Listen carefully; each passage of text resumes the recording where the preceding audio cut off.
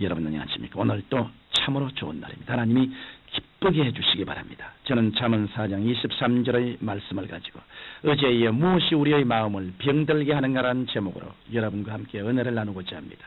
어제 우리의 마음을 병들게 하는 세 요소에 대하여 살펴보았습니다. 그 세 요소는 미움과 분노와 탐욕이었습니다. 오늘은 우리의 마음을 병들게 하는 네 번째 요소부터 살펴보고자 합니다. 넷째로 우리의 마음을 병들게 하는 요소는 완전주의입니다. 완전주의란 모든 사람이 다 나와 같이 되기를 원하는 주의입니다. 우리가 이 세상을 살아가면서 이러한 완전주의에 잡히게 되면 우리는 가는 곳마다 원만한 대인관계를 이룰 수 없게 되고 우리의 인격은 파탄에 이르고 말 것입니다. 우리에게 필요한 것은 넓은 아량과 포용력과 이해력인 것입니다. 예수님께서는 우리 인간 생활에 이해가 얼마나 중요한 요소인지를 가늠하다가 현장에서 붙잡힌 여인을 통하여 보여주셨습니다. 요한복음 8장 1절 이하에 나오는 이 기사 속의 서기관들과 바리새인들은 만사를 율법의 척도로 판단하려는 완전주의자들이었습니다. 그들의 눈에는 가날프고 불쌍한 여인보다는 율법을 어긴 죄인만 보였습니다. 그들은 율법으로 모든 것을 판단하기 때문에 어느 곳에 가든지 남의 잘못만 지적하고 심판합니다. 그러나 예수님은 그 여인을 보실 때 자비의 척도로 보셨습니다. 여인이 가늠하기까지 어두운 과거 생활과 이 여인이 회개한 후에 밝은 미래상을 내다보시고 어떻게 하든지 이 여인을 올바른 길로 인도하시겠다는 자비와 긍휼의 척도로 보신 것입니다. 그래서 예수님께서는 이 여인을 돌로 치려는 무리들에게 너희 중에 죄 없는 자가 먼저 돌로 치라고 말씀하셨고 나도 너를 정죄하지 아니하노니 가서 다시는 죄를 범치 말라고 말씀해 주셨습니다. 오늘날 너무나 많은 사람들이 자기 본의의 완전주의에 입각하여 율법적으로 살다가 정신적인 고독과 분열로 고통당하고 있습니다. 그러나 만일 하나님께서 이 세상을 완전주의로 심판하신다면 벌써 이 세상은 끝장이라고 말하실 것입니다. 이러므로 우리가 하나님을 마음 중심에 모시고 범사에 잘 되는 열매를 맺기 위해서는 완전주의를 버려야 합니다. 다섯째로 우리의 마음을 병들게 하는 요소는 죄책감입니다. 우리가 하나님 앞에 범죄했을 때나 도덕과 법에 어긋난 행동을 했을 때에는 마땅히 죄책감을 느껴야 할 것입니다. 특히 예수 그리스도를 구주로 모셔드려 영이 살아난 그리스도인들은 하나님과 영적으로 교통하기 때문에 하나님의 기뻐하심과 슬퍼하심을 알 수 있습니다. 그래서 우리가 범죄했을 때에는 하나님이 우리 마음 가운데서 떠나신 줄 알고 죄책감을 느껴 회개하게 됩니다. 그래서 그 죄책감을 하나님께 내어놓고 통해 잡아가면 하나님께서는 우리의 잘못을 용서하여 주시고 마음의 기쁨과 평안을 주시는 것입니다. 그러나 죄를 통해 잡아가여 회개한 후에도 마음에 끊임없는 죄책감으로 억눌림을 당하고 있다면 그것은 원수 마귀가 주는 것입니다. 이러므로 우리가 죄책감에서 벗어나려면 과거의 청산한 죄악을 깨끗이 잊어야 합니다. 오늘날 수많은 사람들이 캐캐 묵은 죄악을 그대로 가슴 속에 담고 다니기 때문에 그 죄악이 누적되어 정죄의식을 일으키고 마음의 기쁨을 빼앗고 열등의식을 가지게 하는 것입니다. 요한일서 1장 9절에 보면 우리가 우리 죄를 자백하면 저는 미쁘시고 우리우사 우리 죄를 사하시며 모든 불의에서 우리를 깨끗게 하실 것이오라고 기록되어 있습니다.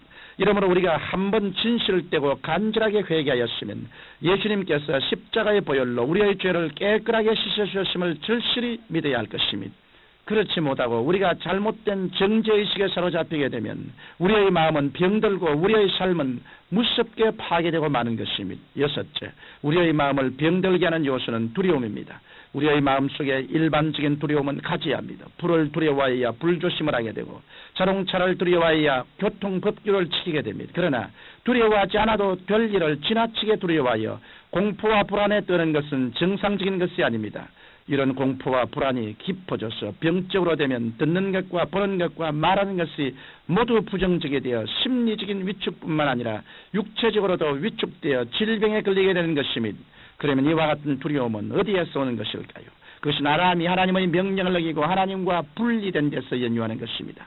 즉 아람의 두려움은 그가 하나님의 사랑과 보호하심을 떠났을 때 나타났습니다.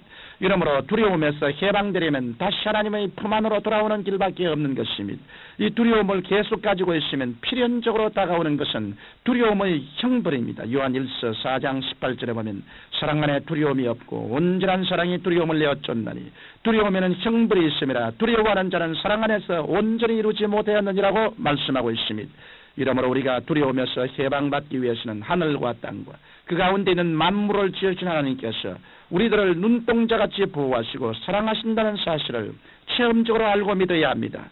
이처럼 우리가 좋으신 하나님을 추워 여심도 없이 믿을 때 두려움은 사라지고 말 것입니다. 이 세상에 하나님을 알지 못하면서 두려움을 극복한 사람은 한 사람도 없습니다. 왜냐하면 두려움은 하나님을 싫어하고 하나님을 떠난 데서 왔으므로 하나님께 돌아갈 때 비로소 사라지기 때문인 것입니다. 이러므로 두려움에 사로잡혀 있는 사람은 그 두려움이 깊어져 삶이 파괴되기 전에 속히 하나님의 품 안으로 돌아와야 합니다. 마지막으로 우리의 마음을 병들게 하는 요소는 좌절감입니다. 흔히 사람들은 대인관계나 사업이나 다른 목표의 추구에서 실패를 하면 그만 자기에게 실패자의 낙인을 찍고 열등의식과 좌절감에 젖어 있다가 마침내는 자포자기에 떨어지고 맙니다. 그러나 우리가 어떤 일에 실패하면 그 일에만 실패한 것이지 인생 전체에 실패한 것은 아닙니다. 우리가 인생을 성공적으로 사느냐 아니면 패배적으로 사느냐의 갈림길은 우리가 실패하였을 때 다시 일어나느냐 아니면 그냥 주저앉느냐에 따라 결정됩니다.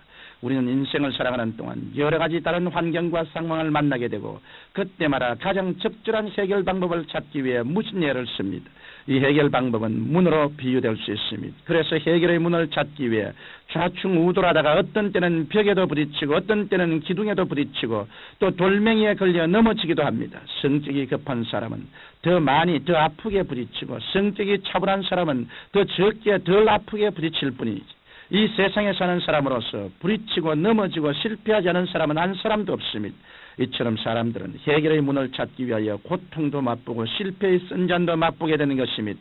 그런데 이 해결의 근원적인 문은 바로 예수 그리스도이십니다. 요한복음 10장 9절에 보면 내가 문이니 누구든지 나로 말미암아 들어가면 구원을 얻고 또 들어가며 나오며 꼴을 얻으리라고 기록되어 있습니다.